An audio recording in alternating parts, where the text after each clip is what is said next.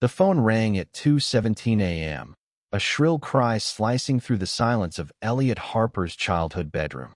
He jolted upright, heart pounding, the weight of his grandmother's funeral still clinging to his chest like damp Virginia soil.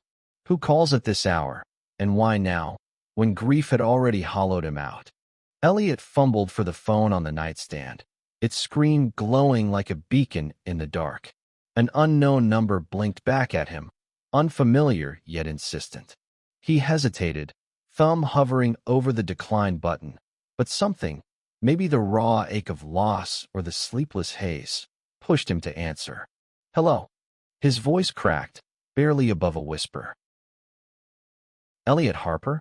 The voice on the other end was low, steady, with a faint southern drawl that felt both foreign and familiar. This is about your grandmother, Margaret. I'm sorry for your loss, but there's something you need to know. She left you everything. Elliot's breath caught. Everything. Margaret Harper, the matriarch of Willow Creek, Virginia, had been a pillar of their small town, her sprawling estate, her charity foundation, her secrets. She'd raised him after his parents died in a car accident when he was 10, her love fierce but guarded, her expectations a quiet burden. He'd spent his life trying to make her proud, hiding parts of himself to fit the mold of the perfect grandson. Now, at 25, he was an artist scraping by in Richmond, his paintings vibrant, but his heart dimmed by her sudden death. Everything. It didn't make sense. She had cousins, aunts, a whole web of family who'd circled like vultures at the funeral, their whispers sharp with inheritance talk. Who is this? Elliot asked, sitting up straighter, the old quilt slipping to his waist. The room smelled of lavender and dust, a shrine to his childhood under Margaret's roof. My name's Caleb Monroe, the voice said. I was a friend of your grandmother's. Meet me tomorrow at Daisy's Diner, noon. I'll explain everything. But Elliot, this is bigger than you think. The line went dead before he could respond. Elliot stared at the phone, his pulse racing. A friend? Margaret didn't have friends outside her church circle, her book club, her tightly knit world of tradition. And why would a stranger know anything about her will? He lay back, staring at the ceiling where glow-in-the-dark stars still clung from his teenage years, their light long faded. Sleep didn't come. By morning, Willow Creek buzzed with its usual rhythm. Pickup trucks rumbling down Main Street, the bakery's cinnamon rolls wafting through the air, kids chasing each other outside the library. Elliot drove his beat-up Honda to Daisy's Diner, a knot in his stomach. The diner was a time capsule. Checkered floors, red vinyl booths, and a jukebox that hadn't worked since the 90s. He slid into a booth by the window, scanning the room for someone who might be Caleb Monroe. A man walked in, and Elliot's breath hitched. He was tall, broad-shouldered, with dark hair curling at the edges of a baseball cap. His flannel shirt was rolled up to reveal forearms smudged with grease, as if he'd just stepped out of a garage. He moved with a quiet confidence, his hazel eyes scanning the diner until they landed on Elliot. A small, warm smile broke across his face, and Elliot felt an unexpected flutter in his chest. You must be Elliot, the man said, sliding into the booth across from him. Caleb Monroe. Sorry for the late call. Didn't mean to spook you. Up close, Caleb was younger than Elliot expected, maybe late 20s, with a face that held both kindness and something guarded, like he carried his own secrets. You said you knew my grandmother, Elliot said, his voice sharper than intended. How? And what's this about her leaving me everything? Caleb leaned forward, his hands clasped on the table. Margaret was special to me. I worked on her cars, fixed up that old Mustang she loved. But we talked, you know, really talked. She told me things she didn't tell anyone else. Elliot frowned. Like what? Caleb hesitated, glancing around the diner as if the walls might overhear. She knew about you, Elliot. About who you are. Who you love. The words landed like a punch. Elliot's heart stuttered. He'd never told Margaret he was gay, not outright. He'd buried it deep, terrified of losing her approval, her love. Small towns like Willow Creek didn't exactly wave pride flags, and Margaret's world of church suppers and charity galas felt like a minefield for someone like him. Had she known all along? How? Elliot's voice broke. How could she know? I never. She saw you, Caleb said softly. With that guy, what was his name, Ryan? Last summer at the lake. She didn't say anything because she didn't want to push you. But she loved you, Elliot. More than you know. Elliot's mind reeled. Ryan had been a fleeting romance, a painter he'd met at an art show in Richmond. They'd spent one perfect day at Lake Willow, laughing, kissing under the stars. He thought they'd been alone. The idea of Margaret watching, knowing, sent a shiver down his spine. Why are you telling me this? He asked, his voice barely steady. Caleb reached into his jacket and pulled out a folded letter, its edges worn. Because she wrote this for you. And because there's a fight coming. Your family, her cousins, your uncle, they're not gonna like what's in her will. They think the estate's theirs. But Margaret wanted it to be yours. All of it. Elliot took the letter, his hands trembling. The paper smelled faintly of her perfume, a floral scent that tugged at his heart. He didn't open it. Not yet. It felt too heavy, too final. Why you? He asked, meeting Caleb's eyes. Why did she trust you with this? Caleb's smile faded, replaced by something raw, vulnerable. Because I'm like you, Elliot. I'm gay. And Margaret, she was the first person in this town who didn't make me feel like I had to hide it. The diner seemed to fade away, the clatter of plates and chatter of locals dissolving into a hum. Elliot stared at Caleb, a stranger who suddenly felt like a lifeline. His grandmother had known. She'd known, and she'd still loved him. But the weight of her legacy and the battle it would ignite loomed like a storm on the horizon. Elliot clutched the letter as he left Daisy's diner, the weight of Caleb's words pressing against his ribs. The Virginia sun hung low, casting long shadows across Main Street, but the warmth did nothing to ease the chill in his bones. His grandmother had known he was gay, and now, her entire estate, a fortune built on decades of quiet influence, was his to claim. But at what cost? Back at Margaret's house, Elliot sat on the porch swing, the creak of its chains a familiar lullaby. The estate sprawled before him, acres of rolling green, the old barn, the whitewashed mansion where he'd grown up. It was more than a home. It was a legacy, one his extended family had always assumed would be split among them. He unfolded the letter, his fingers hesitant. Margaret's handwriting, elegant and precise, stared back at him. My dearest Elliot, if you're reading this, I'm gone, and I'm sorry I didn't tell you sooner. I've always known who you are, and I've loved every piece of you. This estate, my life's work, is yours, not because you're my grandson, but because you're the only one who sees the world the way I did, with hope, with color, with love. Protect it. Fight for it. And don't let them dim your light. Yours forever, Grandma Maggie. Tears blurred the ink. Elliot pressed the letter to his chest, his throat tight. She'd seen him, really seen him, and now she'd entrusted him with everything. But the weight of her words felt like a warning. Fight for it. Who was he fighting? And why had she chosen Caleb to deliver this truth? His phone buzzed, shattering the moment. It was his cousin, Lila, her voice sharp through the speaker. Elliot, you at the house? We need to talk. Now. She didn't wait for a reply before hanging up. Lila, 32 and perpetually polished, was the daughter of Margaret's younger sister, Beatrice. She'd always acted like the estate was her birthright, her real estate license practically a crown. If anyone would challenge the will, it was her. By the time Lila's SUV roared up the driveway, Elliot had tucked the letter into his pocket.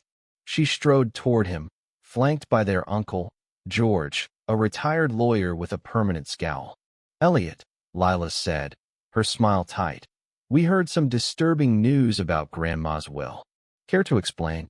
I don't know any more than you do, Elliot said, standing to meet them. His heart raced, but he kept his voice steady. A lawyer's supposed to read it tomorrow. George snorted, adjusting his glasses. A lawyer? Convenient. We all know Margaret meant to divide the estate. You've been off painting in Richmond, barely visiting. Why would she leave it all to you? The accusation stung, but Elliot held his ground. I don't know, Uncle George, but I'm not the one who wrote the will. Lila's eyes narrowed. We'll see about that. Grandma was sick, Elliot. People take advantage of the elderly. We're contesting this. They left as quickly as they'd come, their threats lingering like smoke. Elliot sank back onto the swing, his mind spinning. He needed answers, and Caleb was his only lead. He texted him, "Can we talk? Tonight?" Caleb replied within minutes. "Meet me at the garage on Oak Street." 8 p.m. The garage was a low brick building, its neon sign flickering Monroe's Auto. Inside, Caleb was elbow-deep in a truck's engine, his flannel shirt streaked with oil. He looked up as Elliot entered, wiping his hands on a rag.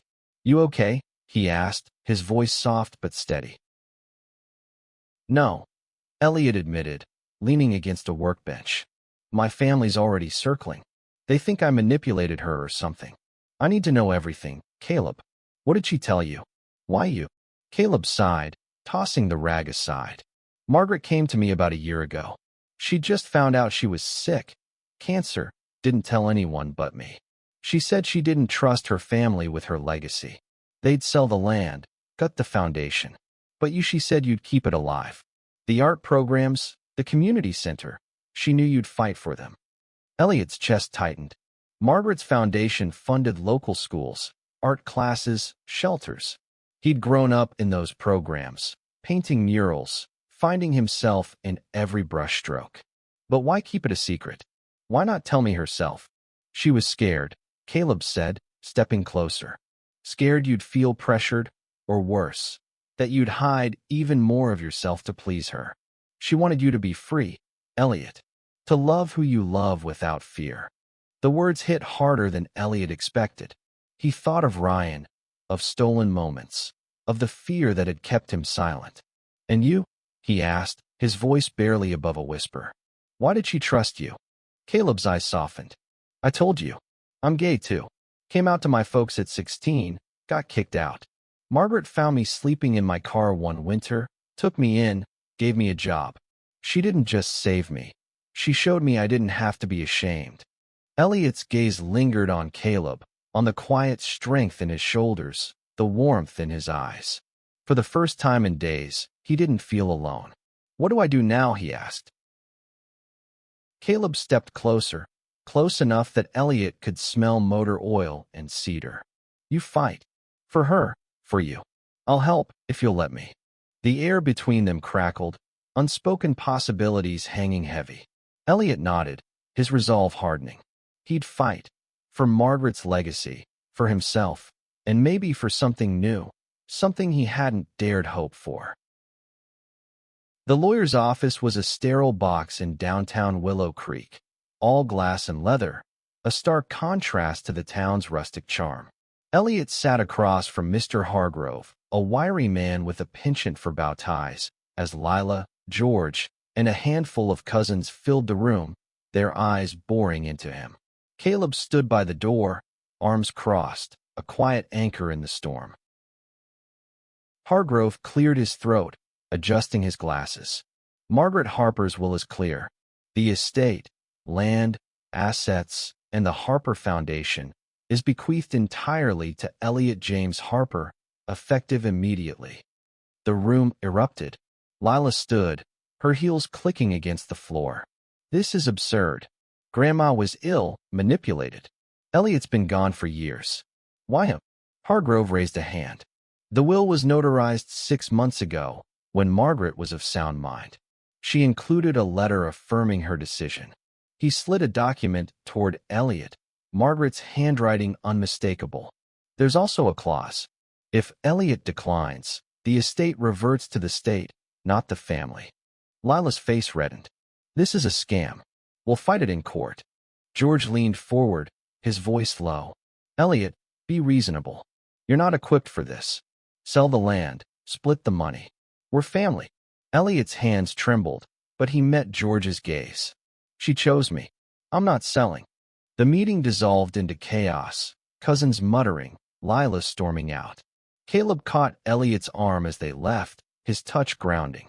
"You did good," he said. "They're scared because you're not backing down." Outside, the autumn air was crisp, leaves crunching underfoot.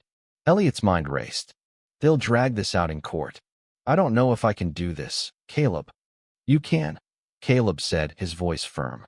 "Let's walk. Clear your head." They wandered to Lake Willow, where the water shimmered under the setting sun.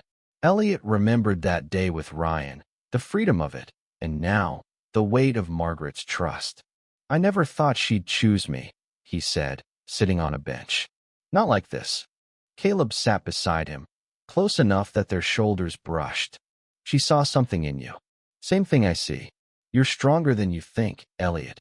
The words stirred something in Elliot, a warmth he hadn't felt in years. He glanced at Caleb, at the way the fading light caught his eyes, and felt a pull, a dangerous, beautiful pull. "Why are you helping me?" he asked. "You don't owe me anything." Caleb looked out at the lake, his jaw tight. "Because I know what it's like to feel like you don't belong. Margaret gave me a home when I had nothing. Helping you, it's like helping her." Elliot wanted to say more, to ask about the shadows in Caleb's eyes, but his phone buzzed. A text from an unknown number. "Check the attic.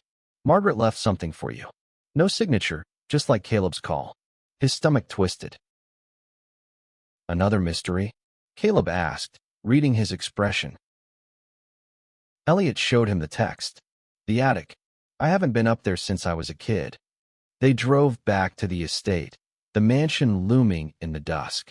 The attic was a maze of boxes, dusty furniture, and memories. Old sketchbooks, photos, Margaret's wedding dress. Elliot's flashlight beam landed on a small, locked chest in the corner, a key taped to the top. Inside was a journal, its pages filled with Margaret's handwriting. He read aloud, his voice shaking. October 2024. "I've watched Elliot hide himself, and it breaks my heart. I want him to know he's enough, just as he is. This estate is his, not just for him, but for everyone like him, those who feel they don't fit. I've set up a trust to turn the barn into a community center for LGBT youth, a place where they can be safe, be themselves." Elliot's eyes burned with tears. A community center. It was bold, radical for Willow Creek, and exactly like Margaret. Caleb's hand rested on his shoulder, steady and warm. "She was incredible," Caleb said. "And so are you." Their eyes met, and for a moment, the world narrowed to just them. The attic's dim light, the dust motes dancing, the unspoken pull between them. Elliot's heart raced, not from fear, but from something new, something alive. But the journal slipped from his hands, revealing a photo tucked inside. Margaret and a young man, maybe 20, smiling at a pride parade, rainbow flags in the background. "Who's this?" Elliot asked, holding it up. Caleb's face paled. "That's my brother, Jamie. He died 10 years ago. Margaret helped him when he came out, before I even knew her." The revelation hit Elliot like a wave. Margaret hadn't just known about him. She'd been a quiet ally, a protector, long before he'd dared to hope. But the anonymous text, the journal, the photo, it all pointed to something bigger, a secret someone else wanted him to uncover. Elliot couldn't sleep, the journal and photo burning in his mind. Margaret had been more than a grandmother. She'd been a quiet revolutionary, hiding her heart in a town that prized conformity. But who had sent that text? And why now, when his family was ready to tear him apart for her legacy? The next morning, he and Caleb met at the barn, its red paint peeling but its bones sturdy. Margaret's vision, a community center for LGBT youth, felt like a dream too big for Willow Creek. "This could change everything," Elliot said, running his hand along a weathered beam. "But my family will fight it. They'll call it a waste, or worse." Caleb nodded, his eyes scanning the space. "They'll fight because it scares them. A place like this, it's a threat to their world. But we'll make it happen. For her." "We?" Elliot asked, a small smile tugging at his lips. Caleb grinned, a spark in his eyes. Yeah, you're not doing this alone. Their work began, planning, sketching, dreaming. Elliot's artists, I saw murals on the walls, vibrant colors for a safe space. Caleb's practical hands mapped out renovations, his mechanic's mind calculating costs. They spent days in the barn, laughing over coffee, arguing over paint swatches, their shoulders brushing more often than necessary. Each touch sent a jolt through Elliot, a mix of fear and longing. He hadn't let himself feel this way since Ryan, since the safety of fleeting moments. But Caleb was different, steady, real here. One evening, as they sanded beams under the barn's high ceiling, Caleb paused, his expression serious. Elliot, there's something I haven't told you. About Jamie. Elliot set down his sandpaper, his heart pounding. Your brother? Caleb nodded, staring at the floor. He was 18 when he came out. Our parents, they didn't take it well. Kicked him out, like they did me later. Margaret found him, gave him a place to stay. But he struggled. Depression, drugs. He overdosed a year later. Margaret blamed herself, said she should have done more. Elliot's chest ached. I'm so sorry, Caleb. Caleb met his eyes, raw and open. That's why this center matters. It's what Jamie needed, a place to belong. Margaret knew that. It's why she trusted you with it. Elliot reached out, his hand finding Caleb's. Their fingers intertwined, a quiet promise. We'll build it, Elliot said. For Jamie. For her. For us. The moment lingered, charged, until Caleb leaned in, his lips brushing Elliot's. The kiss was soft, tentative, then deeper, a release of everything they'd held back. When they pulled apart, breathless, Elliot laughed. A real, unguarded laugh. I didn't expect you, he said. Caleb grinned. Good. Keeps things interesting. But the moment shattered when Elliot's phone buzzed. Another text, same unknown number. They're coming for the estate. Check the foundation's records. Panic clawed at him. He showed Caleb, who frowned. Someone's trying to help you. Or warn you. They drove to the foundation's office, a small building near the library. The records were a maze of numbers, but Caleb's sharp eyes caught something. A series of withdrawals, small but consistent, siphoned to an account under Lila's name. She's been skimming, Caleb said, his voice tight. For years. Elliot's blood ran cold. Lila, the golden child, stealing from Margaret's charity? It was a betrayal, but also leverage. If we expose this, she's done, he said. But we need proof. They spent hours digging, finding emails, bank statements, a trail of greed. But as they left the office, a car screeched into the lot. George stepped out, his face a mask of fury. You think you can ruin us, Elliot? Drop this, or you'll regret it. Caleb stepped in front of Elliot, his stance protective. Threaten him again, and you'll deal with me. George laughed, cold and sharp. You're in over your head, both of you. This isn't just about money. It's about power. As George drove off, Elliot's resolve hardened. This wasn't just about the estate anymore. It was about truth, about standing up for what Margaret believed in. But the anonymous texts, the secrets, the threats, they were closing in, and Elliot wasn't sure he was ready for the storm. The courthouse steps were cold under Elliot's feet, the November wind biting through his jacket. Inside, the hearing loomed, a battle for Margaret's legacy, for the truth. He and Caleb had spent weeks preparing, their evidence against Lila airtight. Bank records, emails, proof of her theft from the foundation. But the anonymous texter remained a ghost, their final message chilling. Finish what she started.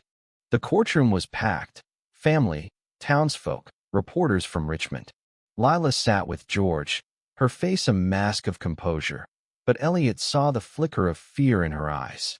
Caleb squeezed his hand under the table, a silent reminder, you're not alone. Hargrove presented the will, Margaret's letter, the trust for the LGBT community center. Gasps rippled through the room.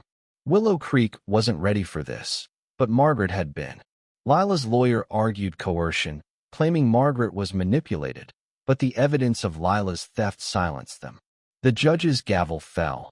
The estate was Elliot's, the foundation secure. Lila stood, her voice venomous. You'll ruin everything she built, Elliot. This town won't stand for it. Then they'll learn, Elliot said, his voice steady. This is what she wanted. The crowd parted as he and Caleb left, whispers trailing them. Outside, the sun broke through the clouds, warming Elliot's face. He felt lighter, free. We did it, he said, turning to Caleb. No, Caleb said, smiling. You did it. I just had your back. They walked to the barn, now under construction. Volunteers, kids, artists, locals who'd known Margaret, hammered and painted, bringing her vision to life. Elliot saw it. A place where anyone could belong, where Jamie's memory, Margaret's love, would live on. That night, they sat on the porch swing, stars bright above. Caleb's hand found Elliot's, their fingers lacing together. What now? Caleb asked. Elliot leaned against him, the weight of grief replaced by hope. Now we build. For her. For us. Another text buzzed. Elliot tensed, but it was just a number, no message. He smiled, setting the phone aside. Whoever they were, they'd helped him find the truth. And now, with Caleb by his side, he was ready to live it. The barn's lights glowed in the distance, a beacon for a new Willow Creek. Elliot kissed Caleb, slow and sure, under the Virginia sky. Margaret's legacy wasn't just land or money. It was love, unapologetic and fierce, and Elliot would carry it forward, one brushstroke, one heartbeat at a time.